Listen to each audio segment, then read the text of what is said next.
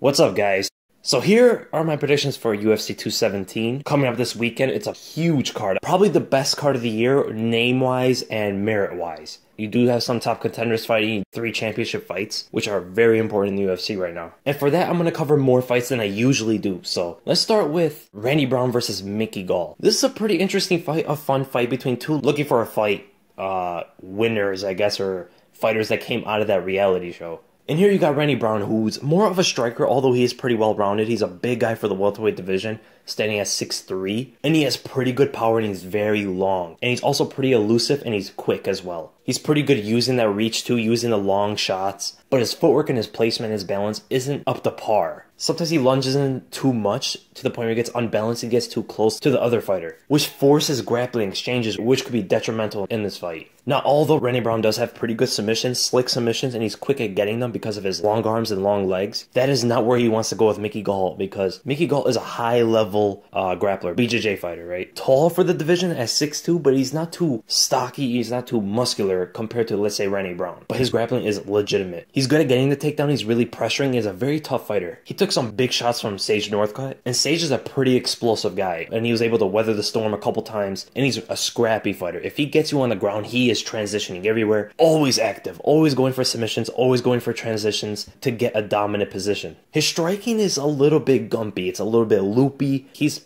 a bit too loose on his feet. His arms are flailing sometimes when he's throwing punches. Although he is very young and he has been saying he's been working on his striking a lot, so we'll see how much it advanced since his last fight. So my prediction for the fight, I'm actually going to go with Mickey Gall. I see Randy Brown having a big advantage on the feet. His striking is going to be a lot more effective than Mickey Gall's. I do see him tying up because of Randy Brown's commitment and aggressiveness in his fight, and I see him tying up and Mickey Gall eventually getting the takedown. And I think if he gets 1 or 2 takedowns, the fight could be done from there. I do see Randy Brown potentially giving up his back, trying to stand up, and I see Gall getting a rear naked choke somewhere in the 1st or 2nd round. Then we go to the feature fight on the prelims. James Vick versus Joe Duffy, and this is a very good fight between 2 primary strikers, but they're both also underrated on the ground. They're both very effective on the ground. When it comes to submissions, that is. They're not too dominant and pressure heavy and aggressive on the ground, but they're very slick at getting their submissions off their back. You have James Vick, who is more of a Muay Thai kind of a fighter. He has pretty good power. He uses his length to his advantage,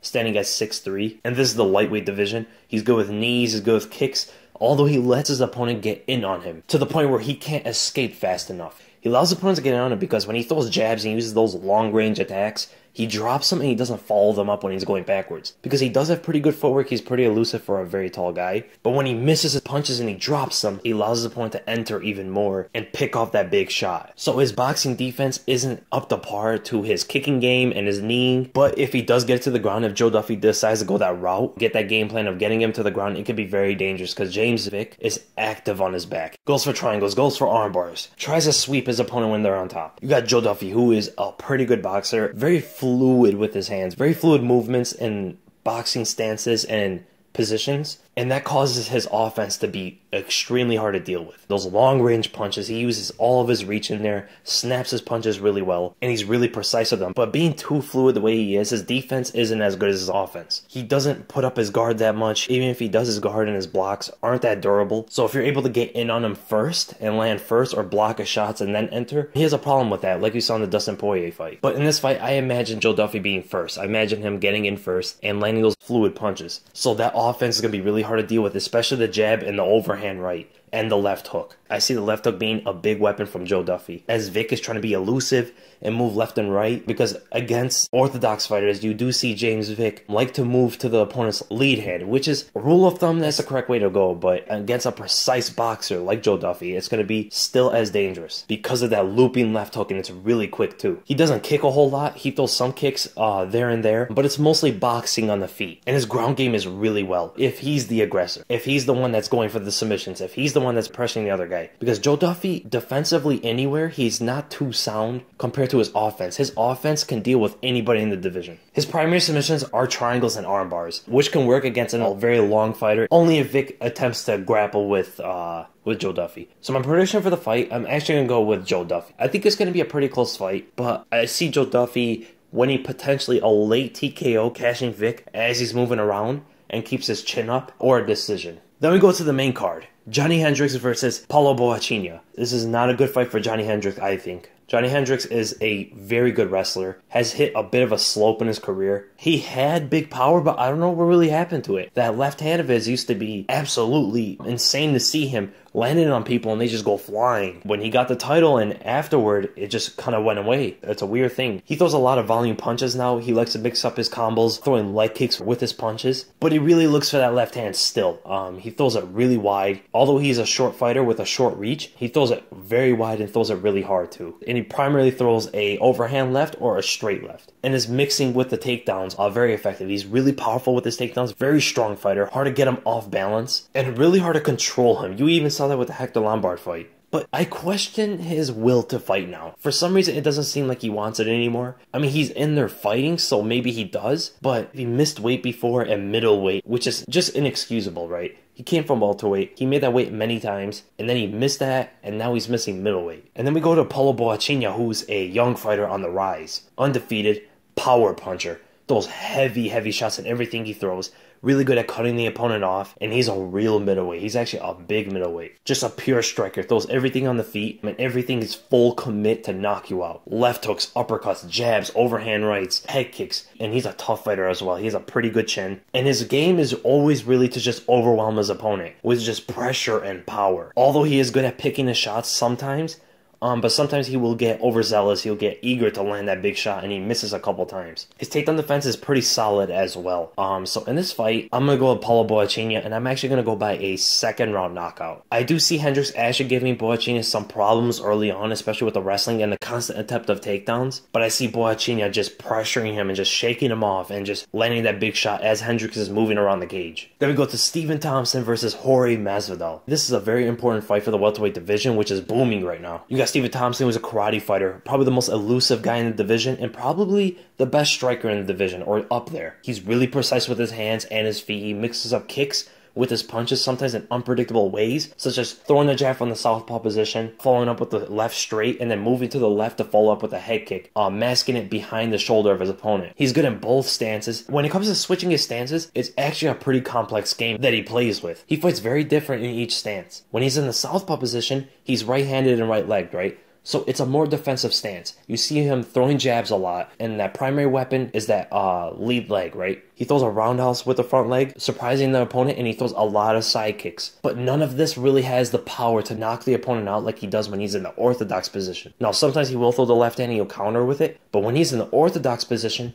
that's when he's on the attack. That's when he's looking for the knockout. Because now, he still throws a jab, right? But he sets it up with the right hand now. He sets it up with the right cross. He's good at slipping on the outside of punches, and then countering with the right hand, similar to what Conor McGregor does, but in the opposite stance. Here he'll throw roundhouse kicks, heavy roundhouse kicks to the body, heavy roundhouse kicks to the head. This is where he'll throw spinning head kicks, he'll throw spinning heel kicks, turning side kicks. This is where the danger zone is, but he's not as defensive, he's not as elusive in his orthodox stance, although he is, but not nearly as much as when he's in the southpaw stance. If you notice the Tom Worley rematch, the reason why Wonder Boy didn't throw too much, he was always in the southpaw stance, because in the first match, he was in the orthodox stance. He was getting caught a couple times trying to land those big shots on Woodley. So he took the defensive southpaw stance to throw side kicks to the body, lead round kicks to the head, some hook kicks, checked him with jabs many times. And his takedown defense is good when it comes to his footwork. The best way to defend a takedown is not to be there in the first place, right? And that's where his takedown defense comes from. He has a very wide stance. He gives a very long distance between him and his opponent, so he's able to see those takedowns coming from far away. They will try to get the single leg, but the single leg in MMA isn't as effective as a double leg, especially when you get more slippery and sweaty. You're able to kick out and push away from the opponent much easier. And even if you do get a double leg on him, a deep one, he's still pretty good with his hips. He's still pretty good at sprawling and pushing off the opponent. And one thing about Stephen Thompson that we learned in his recent fights is he has amazing heart. He has no quit in him. Something we have yet to have seen until he fought Tyron Woodley. He got hit by probably the biggest puncher in the division, or one of them, and he just survived. He kept fighting back. That's a really good attribute of his that we didn't know about before. And then we go to Jorge Masvidal, who is a very well-rounded fighter.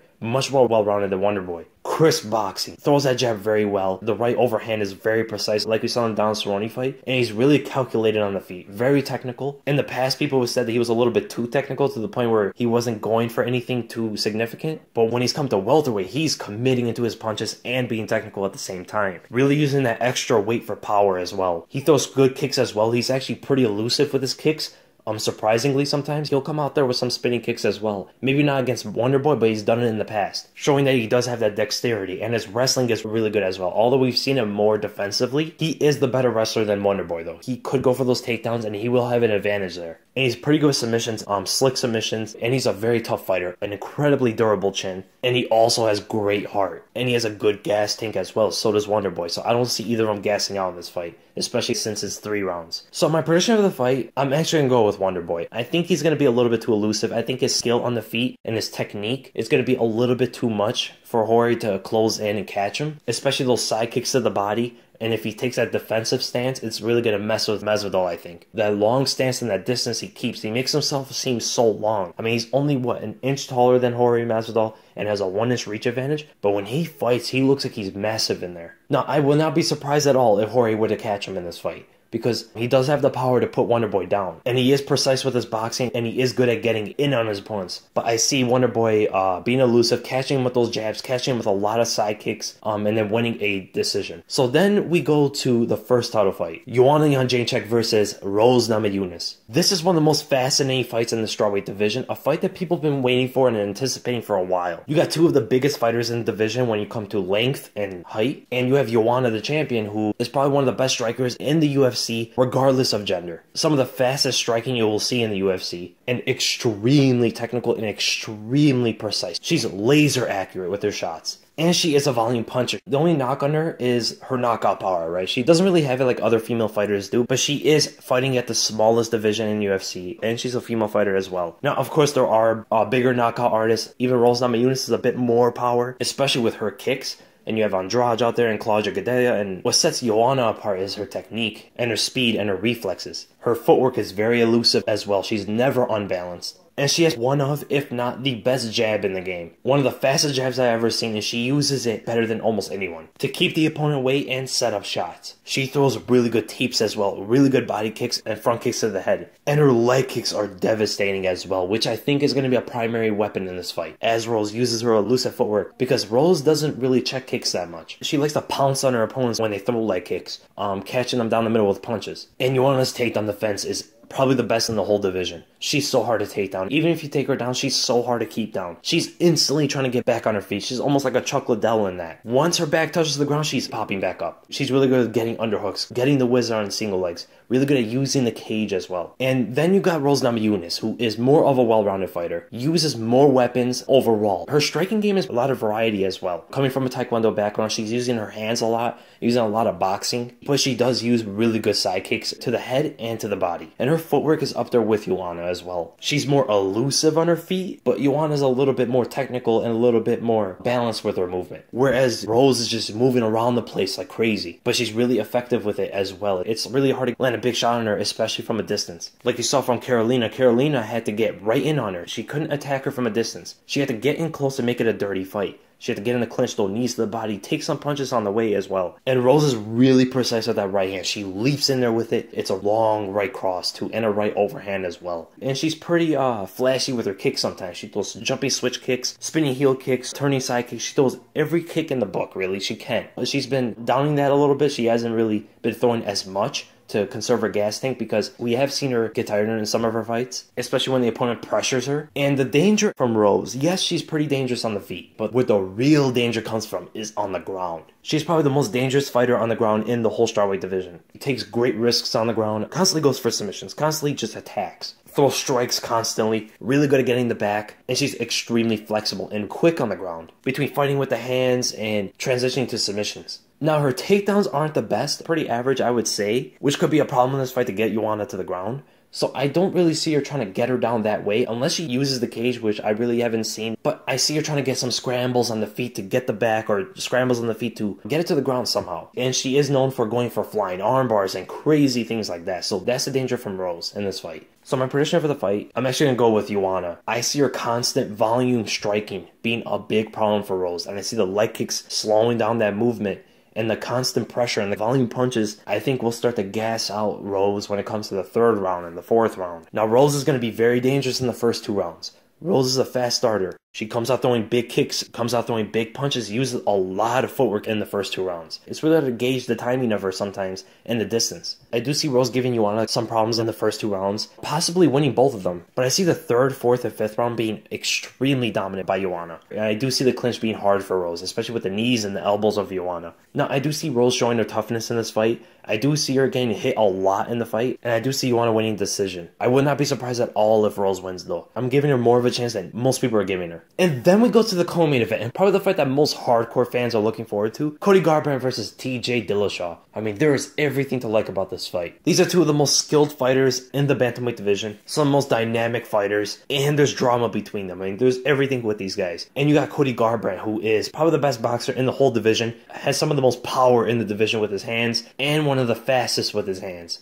Extremely good footwork, able to keep up, if not surpass, Dominic Cruz when he fought him with his footwork. Extremely good timing and really precise with his punches. His kicks are also unpredictable, and his wrestling is super underrated. Able to take down Dominic Cruz the way he did, and his takedown defense is also excellent. And when I say defense, people will think sprawling ability and shoving in the underhooks and getting the person off of them. Not just that, he's really good at that too, but also grabbing onto headlocks and guillotines when his opponent goes for takedowns and they panic there, or they instantly let go of the takedown, pretty much defending it, which is what you saw in the Dominic Cruz fight. And he's really good with his hooks. He doesn't throw too many straight punches. Everything he throws, though, is on the inside. His hooks are on the inside, they're in tight, and they're very powerful because of his form. Sometimes he likes to get a little bit wild in the exchanges when his opponent trades punches with him, like you see in the Dominic Cruz fight when he dropped Cruz. And his leg kicks are effective as well. He is a very well-rounded fighter. Extremely well-rounded, and he's a very young fighter as well. And a bit inexperienced, but he doesn't really fight like that. And he fights with emotion too. Him getting angry and frustrated actually helps him in the fight. He's one of the rare guys that feeds off of that more effectively. He actually gets a little bit more calculated out there. And he's fighting TJ Dillashaw, who is, I would say, probably an even more well-rounded fighter. He does more things on the feet.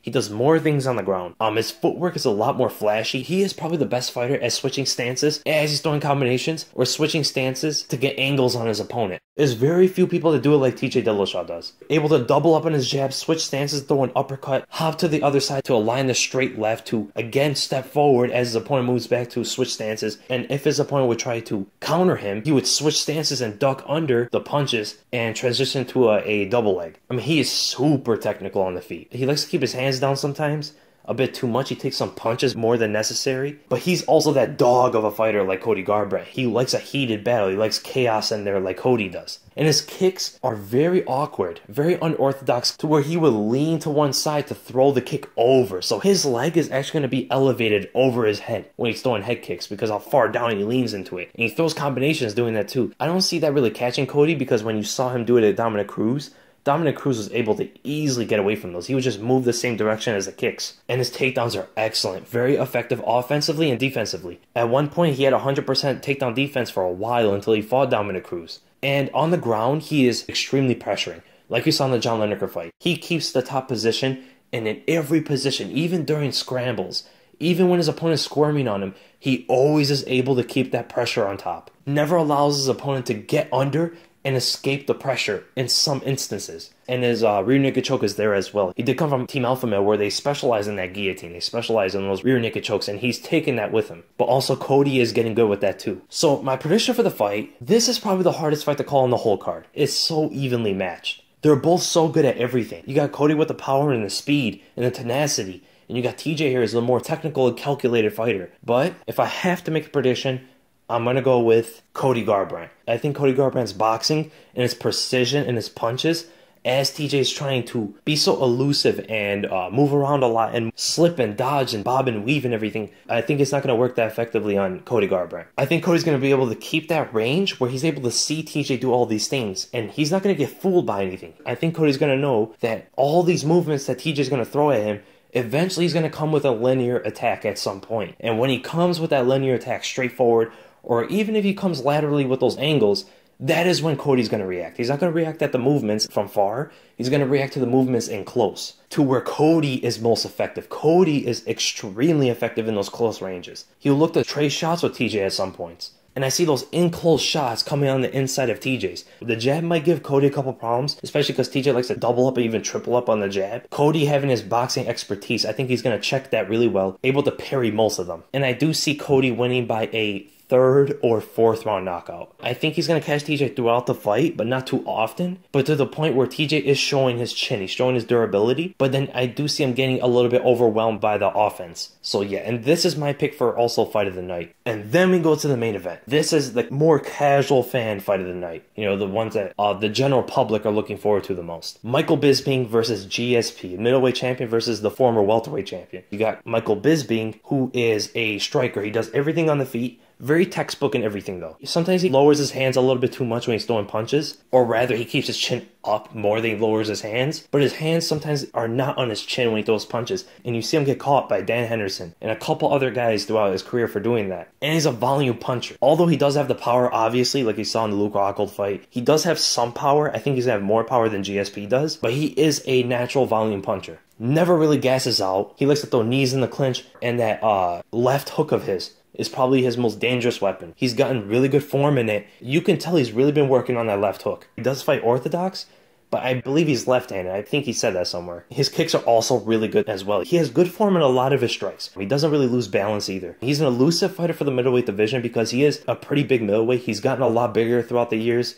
Through aging and everything. He is older than GSP. And the one thing that has changed Bisping's trajectory throughout the recent years is now he understands the distance to attack much better than he ever did and be comfortable in those close range exchanges. In the past, Bisping always looked to move away. Every time his opponent went at him, he moved a little bit too far than is necessary. And he would look to attack from a far distance. He never really looked to attack from a close range distance unless he caught the opponent when he was from far, when he was entering. But now, like you see in the Luke Rockhold fight in the rematch, the big difference was whenever Luke Rockhold came at him, Bisping stood his ground, just moved a little bit out of range to the point where he wouldn't get hit, and then he entered on Rockhold, which is what you saw with the left hook that dropped Rockhold before the finish. Rockhold threw in that jab, and Bisping slipped on the outside of it, got his whole body on the outside, and didn't move away. He stood in position because now he understands the range and the distance. Came in with the right hand and threw a left hook over the top as Rockhold dropped his hand. And the biggest difference is when you saw him fight Dan Henderson. Dan Henderson has been fighting the same throughout many years, right? In the first fight, Bisping was moving around a lot, along the cage throughout most of the fight. Very wary of that right hand. What did you see on the rematch? Dan Henderson was scaling the cage throughout most of the fight. And Bisping was standing his ground in front of him, knows the distance where he can and cannot get hit. He did get hit a couple times because he dropped his hands and overextended on some of his punches. And Bisping's takedown defense is excellent as well. He's really good with his hips. And the more effective thing he does is, it's not his actual takedown defense to prevent the takedown. It's actually his ability to stand up when he's on the ground. Very few people, actually I can only think of one person that really held him down. And that was Tim Kennedy, but Bisping was coming off a layoff before that fight. But everybody else, Chael Sonnen, many other wrestlers took him down, but they had such a hard time keeping him down there. And GSP, although he is probably the best takedown artist in UFC history, he's still the smallest fighter Bisping's ever going to fight, and he's ever fought. And I don't know if GSP is going to have the ability to hold down Bisping. I do think he might take him down in the fight, but I don't think he'll be able to hold him down the way he did many other welterweights like Carlos Condit and Nick Diaz. And then we move to GSP. Now, GSP is a more well-rounded fighter. His jab is probably the best I've ever seen in the UFC. Probably the most precise jab and one of the most powerful jabs. It's not just a snapping jab to just gain distance and keep the opponent in check. He can drop you with that jab. When you saw the Jake Shields fight, when he threw that jab at Jake Shields, it knocked him off balance a couple times. Because he really steps in there and uses all of his reach. And also, GSP has a lot of variety on the feet, more than Bisping does. He throws turning side kicks, throws a lot of roundhouse kicks to the head. He doesn't throw leg kicks too much, but it's been there. His right overhand is very precise as well. And if you look at some of his training videos, I don't know how valid they're going to be, but you see him throwing some more karate and taekwondo style of kicks. Jumping, spinning kicks, heel kicks, and everything else like that. So maybe you'll see that. And he actually looks pretty fast. He looks pretty fast and his form is excellent. So when it comes to skill and everything, it kind of looks from these videos at least that GSP doesn't look as worn out as people would think. Now we don't know that about his mentality, but when it comes to skill and physicality, he actually looks present and he looks pretty good. And then the thing that everybody knows about GSP, the takedowns, right? Probably the best takedown artist ever in the UFC. His timing on it is what's key. He throws a jab. He gets people worried about these headshots And when they try to counter him, his transition and his changing of levels is almost second to none. You got Demetrius Johnson, who does the same thing, who's up there with GSP. But GSP's is excellent, man. I mean, his double leg, his blast double leg, is his primary takedown ability. It's really hard for anyone to stop him. I mean, everybody that's fought him, they knew it was coming, but he took everybody down with it. Even took down Johnny Hendricks when Johnny Hendricks was in his prime. Took down Nick Diaz, took down Carlos Condit, took down Jake Shields, took down Josh Koscheck, was also an elite wrestler. Took down everybody, and everybody knew it was coming, but they just could not stop it. And him on the ground, he is one of the best with ground and pound, especially with elbows on top. He explodes in his elbows. He likes to stay in your guard. He doesn't pass too much. Sometimes he does, like you saw in the Nick Diaz fight, but Nick Diaz was really initiating the exchanges on the ground, initiating the transitions. But he likes to stay in your guard. He likes to just stay in there. He's really good with hand fighting and trapping your hands and then coming over the top of the elbows. And not only does he come over the top of the elbows,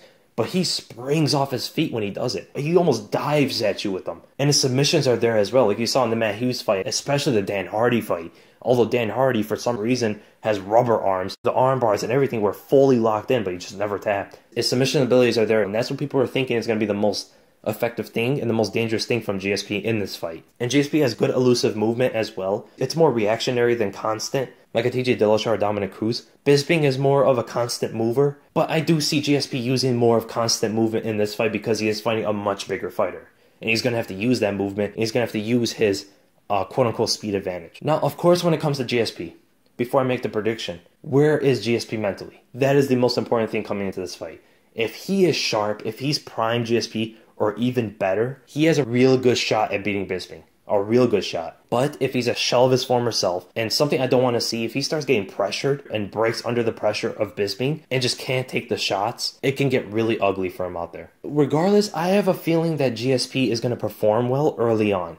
I have a feeling he's going to perform well, even if he's not mentally all there. Once he gets pressured, I feel like early in the fight, I see him throwing a lot of techniques out there and having really good form and actually looking pretty good out there. Having more speed and being more elusive. So regardless, I have a feeling no matter what, he's going to perform pretty well early. But my prediction for the fight, Bisping wins if GSP is not mentally there, or if he's just not in prime form or close to that. I actually have GSP possibly winning if he is there in prime form.